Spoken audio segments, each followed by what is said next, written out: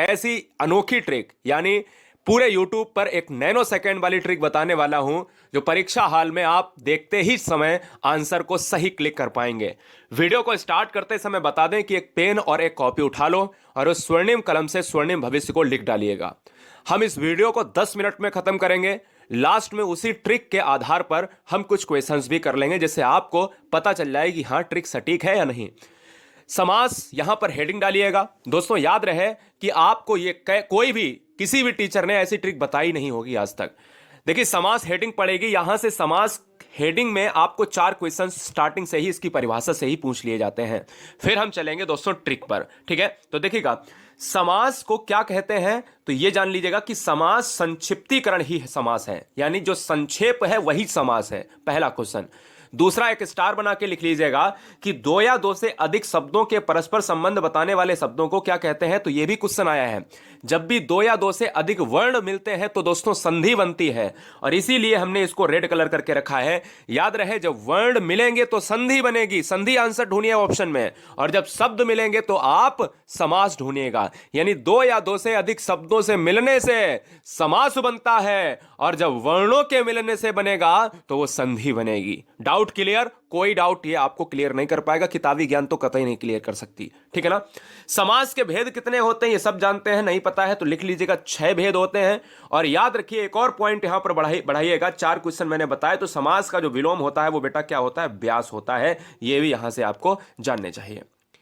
समास के भेद अगर 6 होते हैं तो कौन से होते हैं जो हम ट्रिकी वे में पढ़ने वाले हैं, 1 नैनो सेकेंड में पढ़ने वाले हैं। पहला है द्वंद्व समास, दूसरा है द्विगु समास, तीसरा है तत्पुरुष समास, चौथा है कर्मधारय, पांचवा है अव्ययी भाव, और लास्ट वन छठा है बहुब्रीहि समास। दोस्तों यही समास एग्जाम में आएंगे, इससे ज्यादा आएगा नहीं।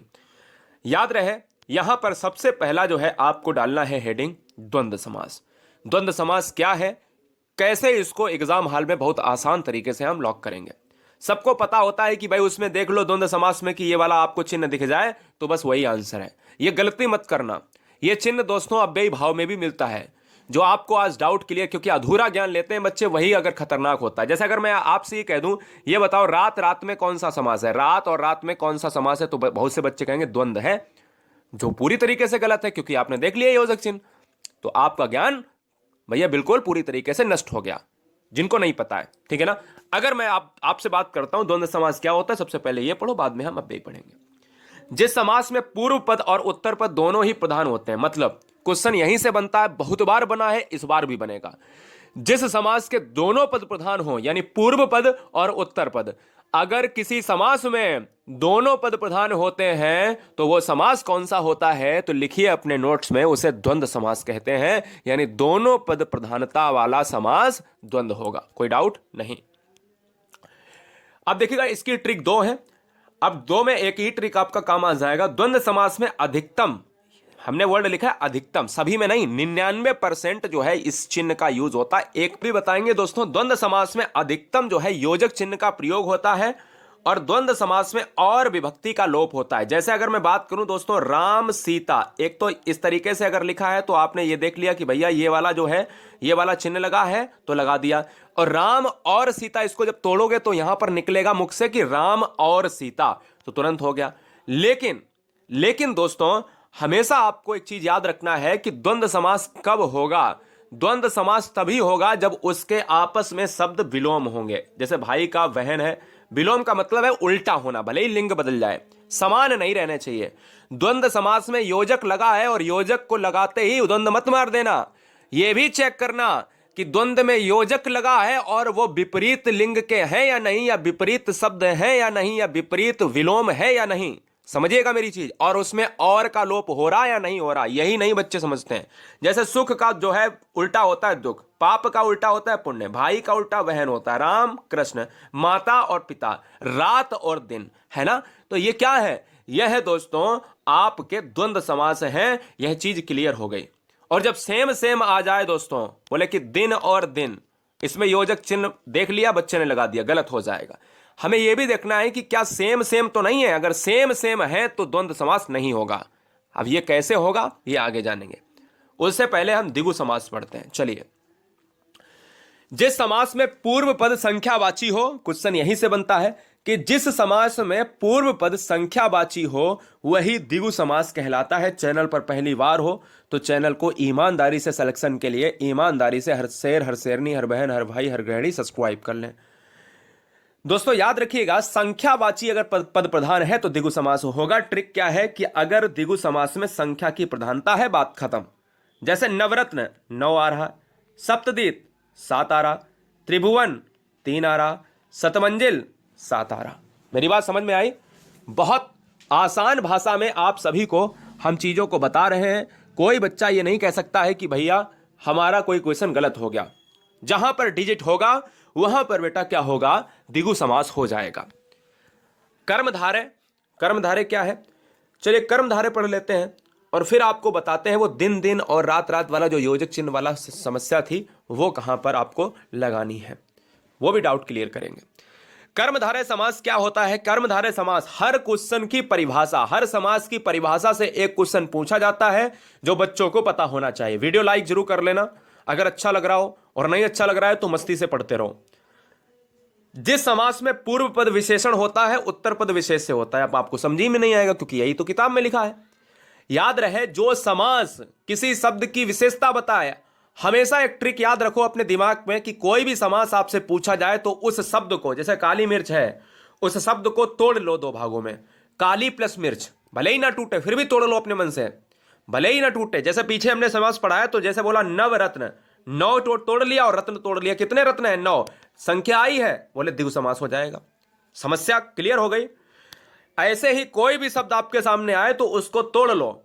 यानी क्वेश्चन में पहला तो परिभाषा आप याद कर लीजिएगा कि अगर किसी समास में विशेषण पद प्रधान है तो कर्मधारय होगा, अगर किसी समास में विशेषता बताई जाती है तो कर्मधारय होगा। अब ट्रिक देखिएगा, विशेषता बताने वाले को कर्मधारय कहते हैं, यही ट्रिक है। अब बोले सर कैसे पहचानेंगे? मैंने कहा शब्दों को तोड़िए, लिखिए आंसर, लिखिए वहां पे क्वेश्चन लिखिए एग्जांपल में कि काली मिर्च। अब मैंने अगर लिखा भी भाई कि काली है और एक तरफ लिखा मिर्च है, क्लियर है? तो ये मिर्च कैसी है दोस्तों? काली है। ये मिर्च की विशेषता है कि वो काली है। अगर मैं पूछूं कि तुम्हारे पास कैसा कोट है या तुम्हारा कैसा रंग है, बोला कि मेरा रंग जो है सफेद है, मेरा रंग काला है, तो उसके रंग की विशेषता है कि दोस्तों वो काला है। या मैं कहूं कि रमेश जो है बहुत ईमानदार लड़का है, तो उसकी क्या विशेषता है कि वो ईमानदार है। इसी तरीके से इस मिर्च की क्या विशेषता है? लाल है, नीली है, पीली है, हरी है। तो लाल मिर्च जो है कैसी है? या तो लाल होगी, लाल मिर्च भी कहीं ना कहीं कर्मधार है, काली मिर्च भी कहीं ना कहीं कर्मधार है। इसी तरीके से कमल कैसा है? नीला है ना? तो दोस्तों याद रखिएगा, यहां पर पीतांबर को आप थोड़ी देर के लिए अभी हटा दीजिएगा। पीतांबर क्यों हटा दीजिएगा मैं बताऊंगा। चंद्रमुखी, मुख कैसा है? चंद्रमा सा। सिंपल सी बात समझिएगा, सिंपल सी बात समझिएगा। अब पीतांबर दोस्तों क्यों? पीतांबर देखिएगा, पीला है अंबर कह सकते हो, लेकिन पीतांबर जब आपके ऑप्शन में बहुब्री ना हो तब आप कर्मधारय लगाइएगा। अभी मैं बताऊंगा कर्मधारय और बहुब्री में क्या फर्क है। सबसे पहले वो आपको जो है ये वाला डाउट क्लियर कर देते हैं जो मैंने वहां पर बताया कि द्वंद्व समास में क्यों ना लगाएं। जो योजक चिन्ह वाला है ये अधूरा ज्ञान आपका खत्म करते हैं। सबसे पहले अव्ययी भाव को यहां पर हेडिंग डालिए और उसमें लिखिएगा कि ऐसा कौन सा समास है, क्वेश्चन में पूछ सकता है, ऐसा कौन सा समास है जिसका पहला पद प्रधान होता है? तो दोस्तों अव्ययी भाव हो जाएगा। क्वेश्चन की ट्रिक लिखिएगा कि प्रत्येक उपसर्ग वाला समास अव्ययी भाव कहलाता है। अब आप कहोगे उपसर्ग क्या होता है? तो शब्द के आगे जो लगता है उसको उपसर्ग कहते हैं। शब्द के आगे जो लगता है उसको उपसर्ग कहते हैं। जैसे अगर मैं बात करूं कि प्रतिदिन, तो दिन के आगे प्रति लगा है तो ये प्रतिदिन, दिन के आगे प्रति लगा है, यही दोस्तों उपसर्ग होता है।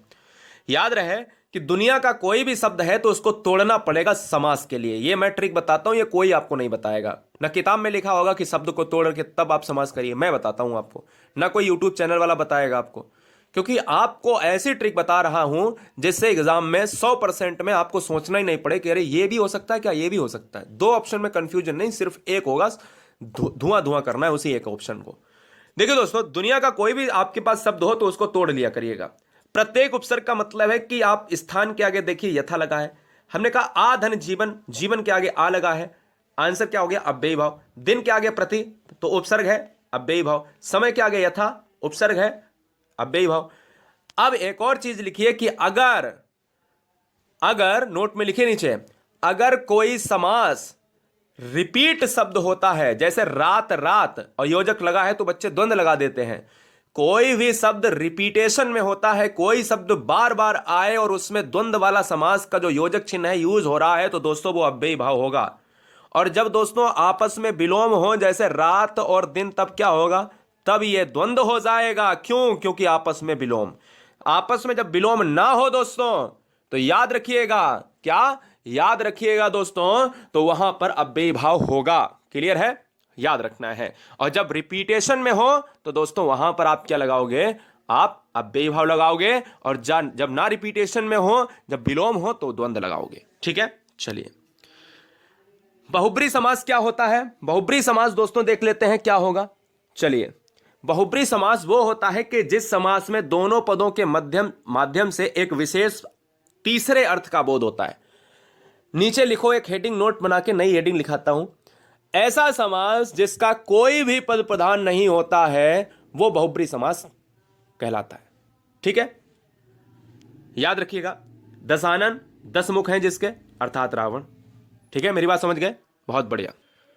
दोस्तों आप समझ गए होंगे कि कहीं ना कहीं जो समास होता है बहुब्री में, वो तीसरे पद की प्रधानता की बात करता है। तीसरा अर्थ निकलना चाहिए। जैसे उस शब्द में कुछ नहीं है। जैसे अगर हमने बात करी, फिर से मैं रिपीट कर रहा हूं, दशानन 10 मुख हैं जिसके, अर्थात रावण।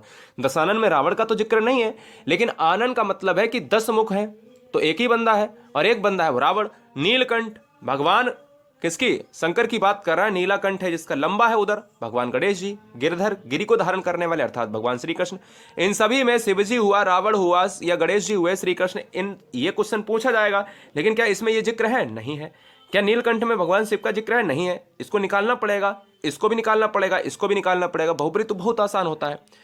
अब दोस्तों तत्पुरुष की अगर मैं बात करूं, तो आपको मैं बता दूं, यहां पर आपको 4, यहां 5 कर लेना। ठीक है ना, छठा हो गया था, 5 कर लेना बहुब्री में। छठा है तत्पुरुष। जिस समास में पूर्व पद गौड़ पद, जिसमें पूर्व पद प्रधान होगा तो वो दोस्तों आपका अव्ययी भाव। जिसमें उत्तर पद प्रधान होगा वो तत्पुरुष। ध्यान दीजिएगा, मेरी बात ध्यान दीजिएगा। अगर क्वेश्चन में पूछा जाए पहला पद प्रधान तो अव्ययी भाव, दूसरा पद प्रधान तो तत्पुरुष। दूसरे पद को ही उत्तर पद कहते हैं।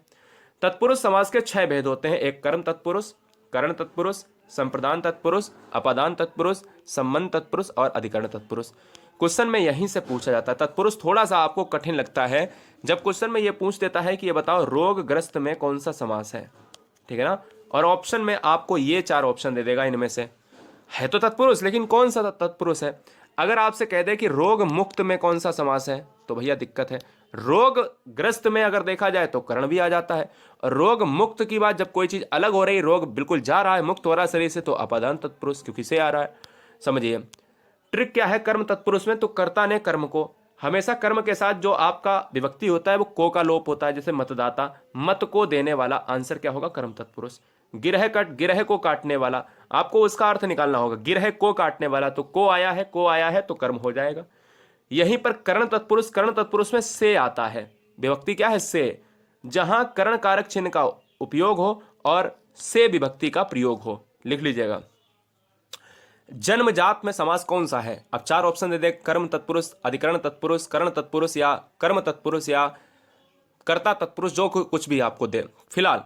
तो वहां पर अगर आपको यहां पर करना पड़ेगा कि भाई जन्मजात तो जन्म से उत्पन्न, तो जहां पर से आएगा वहां पर कर्ण तत्पुरुष। याद रहे कि अलग नहीं हो रहा है। जब से अलग के रूप में होगा तो अपादान होगा। मुंह मांगा, मुंह से मांगा, तो कर्ण तत्पुरुष। गुणहीन, गुणों से हीन, तो भाई कर्ण तत्पुरुष। मेरी बात ध्यान से सुन रहे हो? बहुत बढ़िया। संप्रदान तत्पुरुष का मतलब क्या है जान लेते हैं। जहां संप्रदान कारक चिन्ह का लोप होता है, संप्रदान कारक चिन्ह का मतलब होता है कि कोई के लिए की बात कर रहा है, के लिए। ठीक है ना, और के लिए का मतलब होता है कि संप्रदान कारक होगा। आप संप्रदान तत्पुरुष को संप्रदान कारक से जोड़िए। जैसे हथकड़ी, हाथ के लिए कड़ी है तो आंसर संप्रदान। सत्याग्रह, सत्य के लिए आग्रह है, आंसर संप्रदान। युद्ध भूमि, युद्ध के लिए भूमि, जो भूमि है वो युद्ध के लिए है, तो आंसर संप्रदान। क्योंकि सभी में के लिए आ रहा है, संप्रदान हो जाएगा। जहां अपादान की बात करें तो अपादान हेडिंग डालिएगा। अपादान में क्या होता है? अपादान में दोस्तों अलग होता है। नोट कर लीजिएगा कि जब कोई चीज अलग हो रही हो। जैसे धनहीन, धन गया, धन से हीन, भाई धन जिसके पास नहीं है वही तो धनहीन है। भयभीत, भय से भीत, इसमें भी से आएगा, लेकिन फर्क इतना है कि इसमें जो है अलग नहीं हो रहा है और इसमें अलगाव हो रहा है। करण में साधन के रूप में होता है और अपादान में अलगाव के रूप में होता है। जन्माग्न, जन्म से अंधा, पूरी तरीके से आप याद रखिएगा। ठीक है ना, संबंध तत्पुरुष और अधिकरण तत्पुरुष दो बचे हैं, देख लीजिएगा। संबंध में क्या होता है, जहां पर रिलेशन को दिखाया जाए, जहां संबंध कारक चिन्ह का उपयोग होता है, जैसे प्रेम सागर। और संबंध कारक में क्या आता है, या तो का आएगा, या की आएगा, या के आएगा। ये हमेशा काकी के बराबर संबंध, ये आपको याद कर लेना है। याद रहे कि को आता है कर्म में, इसमें देखिए को कहीं नहीं है। संबंध तत्पुरुष में प्रेम सागर, प्रेम का सागर, काकी के आए अगर तो संबंध तत्पुरुष होगा। दिनचर्या, दिन की चर्या, संबंध तत्पुरुष। भारत रत्न, भारत का रत्न, संबंध तत्पुरुष, क्योंकि का, की, का इस तरीके से अगर आ रहा है तो संबंध तत्पुरुष होगा। अधिकरण तत्पुरुष में क्या होता है, तो अधिकरण तत्पुरुष की जो विभक्ति होती है वो में होती है, पर होती है। नोट कर लीजिएगा, जो मैं लिख रहा हूं उसको नोट करिए।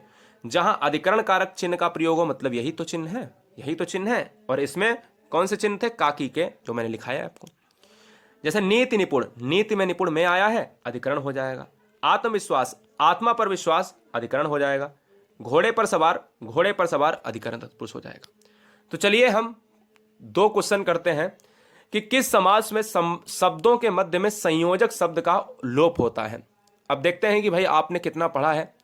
तो हमने कहा कि संयोजक शब्द का जो प्रयोग होता है वो किसमें होता है, योजक चिन्ह की बात करें। अब ध्यान रहे, योजक चिन्ह केवल द्वंद्व समास में ही प्रयोग होगा। वो एक अपवाद के रूप में अव्ययी भाव की बात करता है, क्योंकि क्वेश्चन की परिभाषा ही द्वंद्व समास की है, जहां पर योजक चिन्ह प्रयोग हो, संयोजक चिन्ह प्रयोग हो।